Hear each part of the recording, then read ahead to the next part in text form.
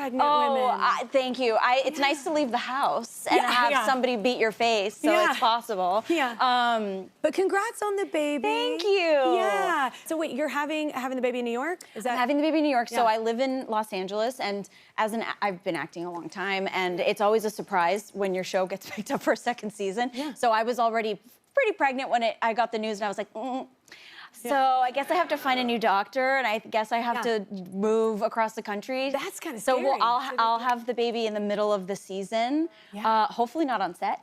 Yeah. And or that's exciting. Yeah, for someone. It's not gonna be for not me. You. Yeah. But yeah, so she'll be a little New York baby. Aw, that's kind of cool. And you grew up in Miami, right? I did. Yeah, I did. I heard when you first started, because I loved your accent right there. Like I heard they wanted you to kind of drop your Miami accent. Well, when I first moved to LA, I didn't know how to pronounce salmon. I don't know if you've ever been to Miami, but everybody talks like this a little bit, and so I said salmon, because that's what made sense. That's how it's written. Okay. So my agent at the time was like, so you're kind of a little hamstrung. Maybe if you lose your accent a little bit, maybe you'll work more.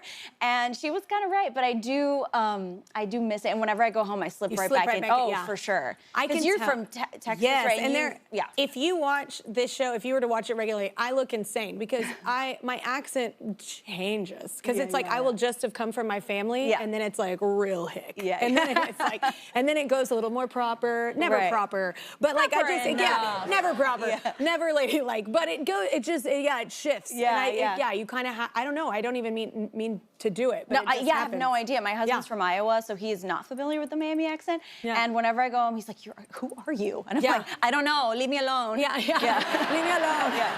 I loved finding this out. I actually didn't know this because I watched Sophia the First a lot with my kids. And then Elena came from that. I didn't know you were Elena. Yeah, Elena Vavilor. Yes, I loved that. I loved it too. There were a few things I wanted to sit and watch. And the music is so good. Yeah. Oh my God, I'm sitting here and you've listened to me sing. That is not a I love No, you. I'm so embarrassed. If my daughter were here right now, we have played this. Like, I love your voice. And I love. Were you kind of like the first Latina princess? Yeah, the first Disney Latina princess, which was really cool. I loved it. I loved the songs, the guitar, everything.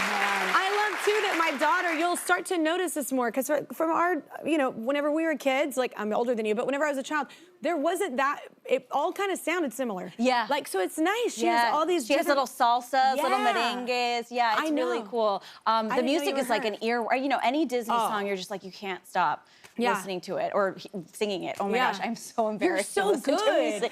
Ma'am, please. No, I'm not kidding. This is not lip service. I just wouldn't have brought it up. Oh my gosh. No, you're so good. That's very kind. I had to bring it up. And now, funnily enough, you're playing another Elena. Yeah. Yes. For adults. Yes, for adults. Yes. Hey, I'm an adult and I enjoyed it. But this is Your Friends and Neighbors, so tell us about her. So Your Friends and Neighbors is about this man who loses everything. He's very well-to-do. He's like lives in Connecticut and has it all, and then loses everything in quick succession. So he starts stealing from his friends and neighbors.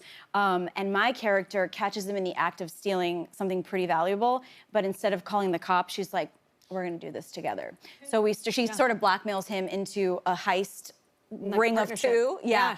And so it's really fun for me to get to do creepy crawlies with Jon Hamm at 3 in the morning. And have serious conversations. Yeah. It's actually, And the show really takes place in a pretty affluent part of the country. And so this character is one of the few that isn't from that. So it's a nice break from the audience, I think, or for the audience to kind of see the other side, right? Like the side who bolsters and makes their lives possible, because I play a housekeeper. Yeah. And how, it's a varied network of people that work in domestic, in the domestic services part, that really make those things possible for them. Yeah. So it's cool. Yeah, it's a great cast. Yeah. Oh my gosh, yeah. Do you ever look around when you're at friends' houses, like in real life, and go, "That's nice"? Yeah.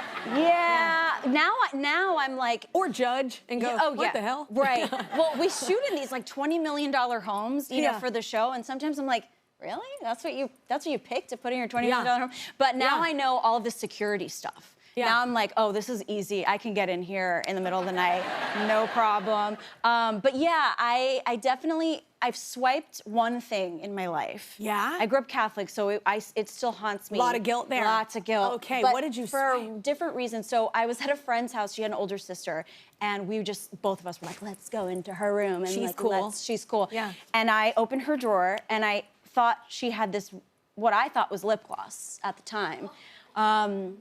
It was lube. No. A jar, or a tube of lube. You put it on your... I sure did, yeah. I took it, yeah. Because back then, it was the early 2000s, and we loved a glossy lip. Like, that was what it was about. And I was like, MAC lip gloss, who? Just rubbing KY jelly all over my lips for months. That is awesome. The karma came so quick for you. Quick. But I didn't realize it until I was an adult, and I'm like, huh, that wasn't lip gloss. Oh my God, isn't that funny though when you're older? I didn't realize certain things when I was younger. Yeah. And then I got older and I go, oh no. Oh, no. Like, and then you figured out what you saw or what was happening. Yeah. That's Or you scarring. rewatch like a movie, like, you know, a lot of the... or the listen runs. to songs. Right. Yeah. Did you ever sing a song where you were like, wait, I've been singing this for years? Yeah. Red Light Special, TLC, I'm older than you, but I sang that all the time. Yeah. Not appropriate Not at for all. an 11-year-old. Yeah. But I didn't know, and sometimes it's good though, because my kids, they'll hear something and I don't even point it out. Yeah. Because I'm like, if they don't catch it, I won't say it. Totally. Like, because it's going, boo-boo, they don't even know. Totally. I think it's when you make it the red button. Yes, totally. That my kids in particular will be like, boop, boop, boop, boop, boop. Oh, you don't want me to touch this? Yeah. They'll tap dance on it right after I say that. That's a good reminder for karma. me. Yeah. Oh, I know. They are sponges. Good luck. Well, let's stop for another short break, everybody. You can see Your Friends and Neighbors on Apple TV+. We're going to be right back.